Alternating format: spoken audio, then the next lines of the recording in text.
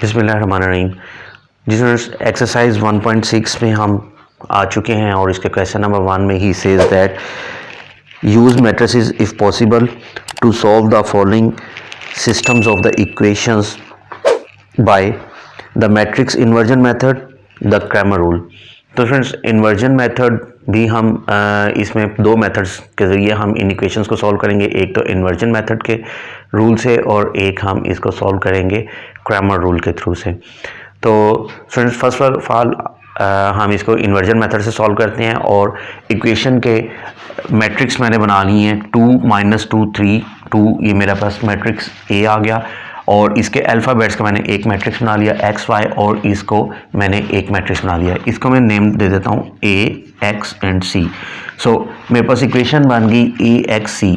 मैंने एक्स और वाई की वैल्यूज़ कैलकुलेट करनी है, मींस एक्स मैट्रिक्स को मैंने सॉल्व करना है स्टूडेंट्स। तो मेरे पास X is equal to A inverse C. ये कुछ इस तरह से मेरे पास इक्वेशन बन जाएगी।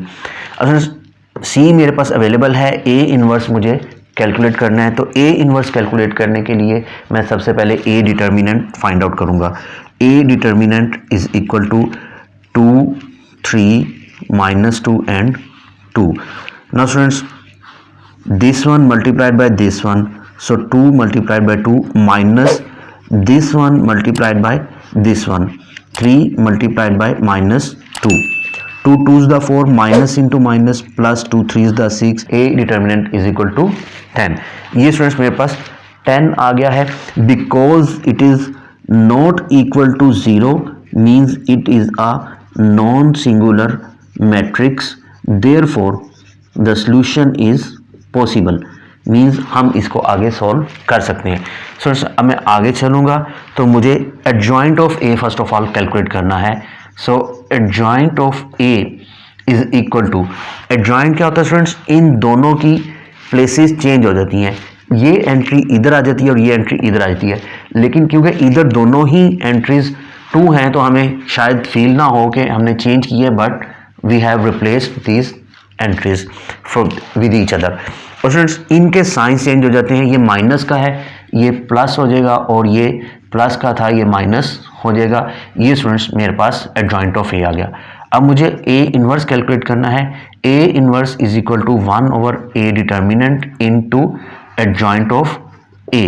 तो एडजॉइंट 1 ओवर ए डिटर्मिनेंट मैंने फाइंड आउट किया था, that was 10 into adjoint of A मेरे पास है 2 2 -3 एंड 2।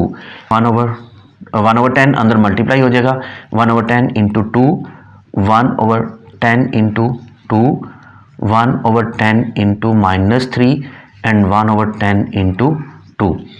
सो स्टूडेंट्स, मेरे पास ए इनवर्स आ जाएगा 1 over 5 -3 over 10, 1 over 5 and 1 over 5।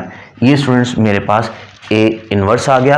अब मैंने कैलकुलेट करना है एक्स, ए इनवर्स को सी से मल्टीप्लाई करना है। तो अब मैं ए इनवर्स को सी से मल्टीप्लाई करता हूँ। जी students, X is equal to A inverse into C.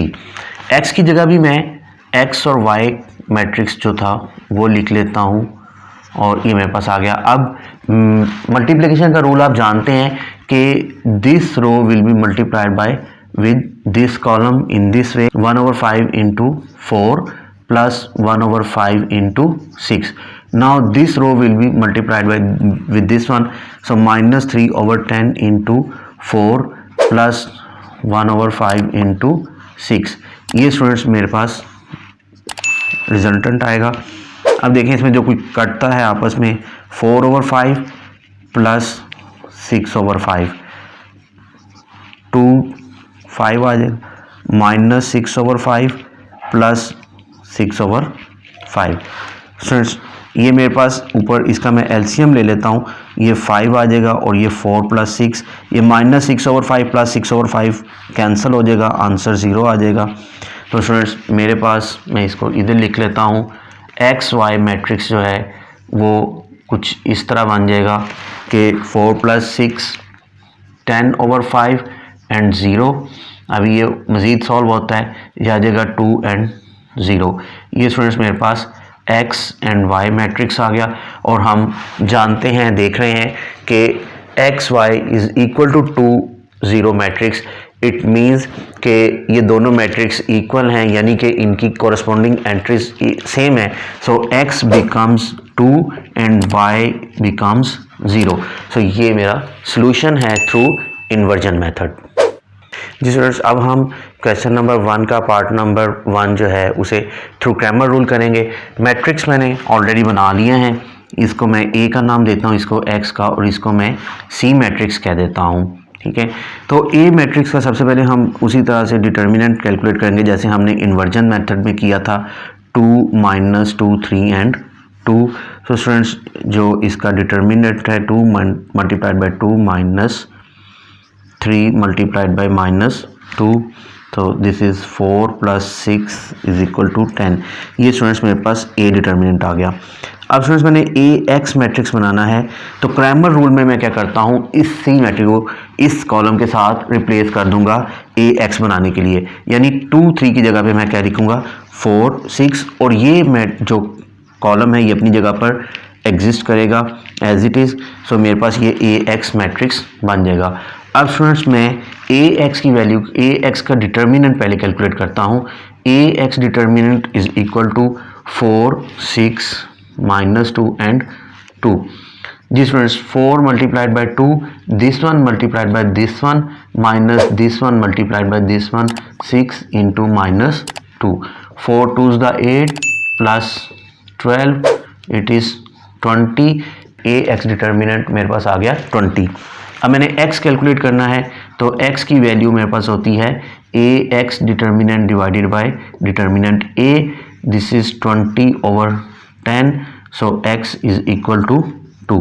So students, हमने इन्वर्जन मेथड किया था तो उसमें भी x हमारे पास 2 था, अब भी 2 है। अब हम कैलकुलेट करते हैं y। उसके लिए मेरे पास पहले ए वाई मैट्रिक्स होना चाहिए। ए वाई मैट्रिक्स अब मैं ऐसे बनाऊंगा कि इस कॉलम को इसके साथ रिप्लेस करूंगा और ये कॉलम अपनी जगह पर एग्जिस्ट करेगा 2 3, एंड ये मैंने रिप्लेस कर दिया, तो ये बन गया 4 एंड 6।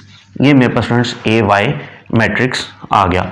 अब इसी तरह से मैं ए वाई मैट्रिक्स का डिटर्मिनेंट कैलकुलेट करता हूँ। A Y determinant is equal to this one multiplied by this one, 2 multiplied by 6 minus this one multiplied by this one, 4 multiplied by 3। तो स्टूडेंट्स मेरे पास ये बन जाएगा 12 - 12, this is 0। A Y determinant is 0। Students Y की value क्या मैंने calculate करनी है, A Y determinant divided by A determinant, 0/10। A Y मेरे पास 0 था और ए डिटर्मिनेंट मेरे पास 10 है। Remember students, 0/anything is always 0। So students आप देखें कि x मेरे पास जो है वो 2 आ गया है और y मेरे पास 0 आ गया है, और ये सेम वही आंसर हैं जो हमने इन्वर्जन मेथड से कैलकुलेट किया था। फ्रेंड्स याद रखिए कि आप ये अलजबरा है, इसको आप जिस भी मेथड से करेंगे इनके आंसर्स क्वेश्चंस के सेम आएंगे।